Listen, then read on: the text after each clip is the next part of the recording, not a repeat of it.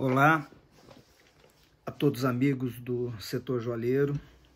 Meu nome é Écio Moraes, sou diretor executivo do IBGM e semanalmente estaremos encaminhando pelas redes sociais um breve relato das medidas adotadas pelo governo ao longo da semana anterior, dos 7 dias anteriores, nas diversas esferas de interesse das empresas, tributária, comercial, etc.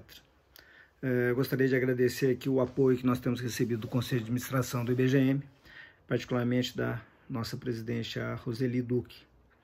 Eu vou iniciar esse breve relato, esse breve síntese, comentando rapidamente as medidas adotadas pelo governo, através do Banco Central e do Ministério da Economia, de injeção de liquidez no sistema produtivo.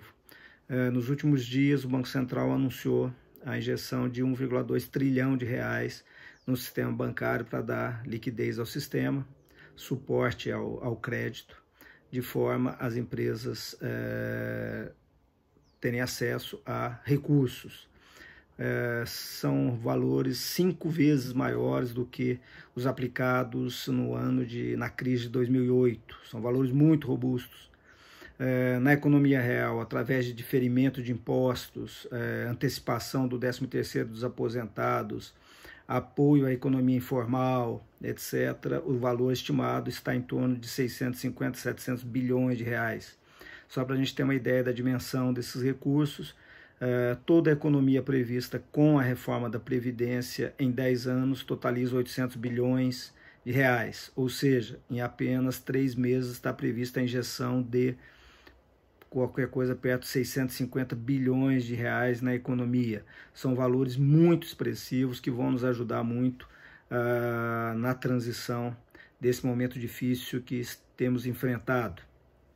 Com relação a medidas concretas adotadas de apoio às empresas, nós destacamos a linha de crédito anunciada ontem, voltada às pequenas e médias empresas, aquelas que faturam entre 360 e 10 milhões de reais. É uma linha de crédito que será destinada diretamente ao financiamento da folha de pagamento e vai ser paga direto ao funcionário, ou seja, não transitará pela conta da empresa. A taxa de juros é muito convidativa, 3,75% ao ano, ou seja, apenas a Selic. O governo anunciou também o diferimento no pagamento do FGTS, que venceria nos meses de abril, maio e junho, fica para o final do ano. Dos impostos federais contidos no Simples, no regime simplificado de tributação, ou seja, PIS, COFINS, IPI, etc., também fica diferido. Aqueles que vencem nos meses de abril, maio e junho ficam para o final do ano. Existe uma expectativa de que os estados participem desse esforço, fazendo diferimento do pagamento do ICMS, no caso dos estados, e do ISS, no caso dos municípios. No entanto, não temos ainda nenhuma informação concreta nesse sentido. Com relação às relações comerciais entre as empresas, nós estamos acompanhando que muitos, no caso particularmente dos aluguéis das lojas em shopping centers, as negociações têm sido positivas em vários shoppings, prorrogando o pagamento desses aluguéis, prolongando ao longo do tempo.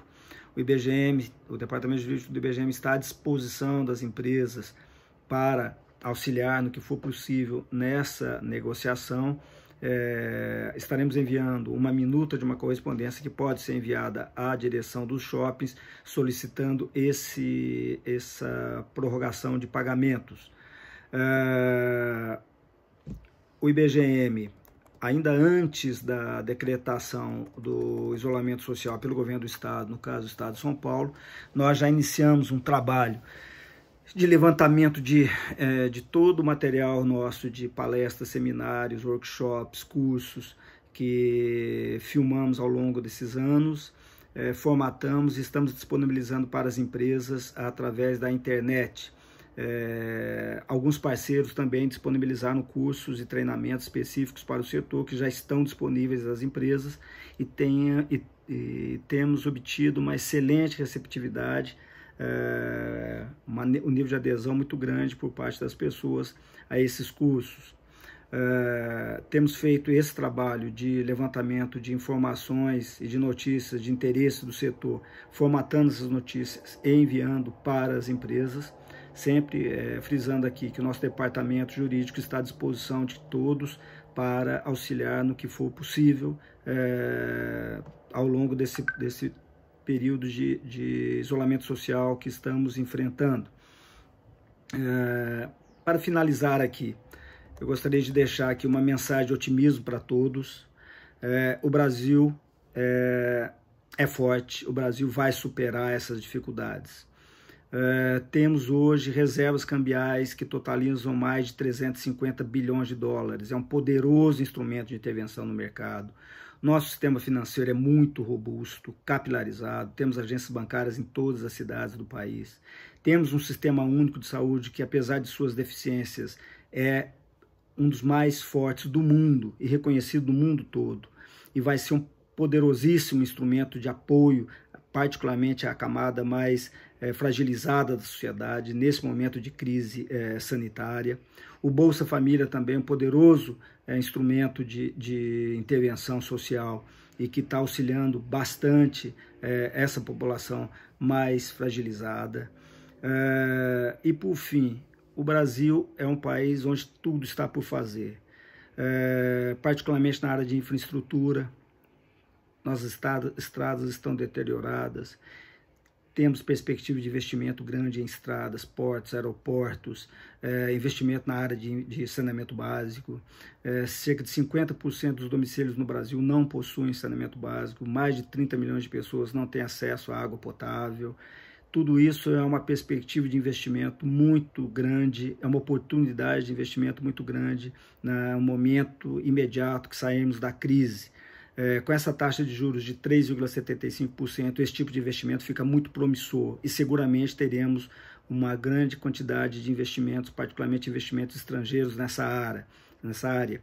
Não podemos perder, todavia, o foco e a atenção para as reformas estruturais da economia, reforma tributária, reforma administrativa, reforma do Estado, uma nova relação entre os Estados federados e a União. Nesse sentido, tenho a convicção que nós vamos superar essa crise. O Brasil tem tudo para isso. Que ela seja um momento de inflexão, um momento de reflexão, e que o encontro que seguramente teremos com o nosso passado de desigualdade nos próximos dias, para enfrentar a crise naqueles lugares mais fragilizados, onde existe uma alta densidade demográfica, que são as favelas, que são as regiões mais carentes, né? Que tudo isso nos leve a refletir sobre o país e que nos leve a, saindo da crise, um esforço real, um esforço muito grande de superação desses problemas todos sociais, históricos que nós enfrentamos. Semana que vem estaremos de volta. Fiquem com Deus e tenho certeza que tudo isso vai passar.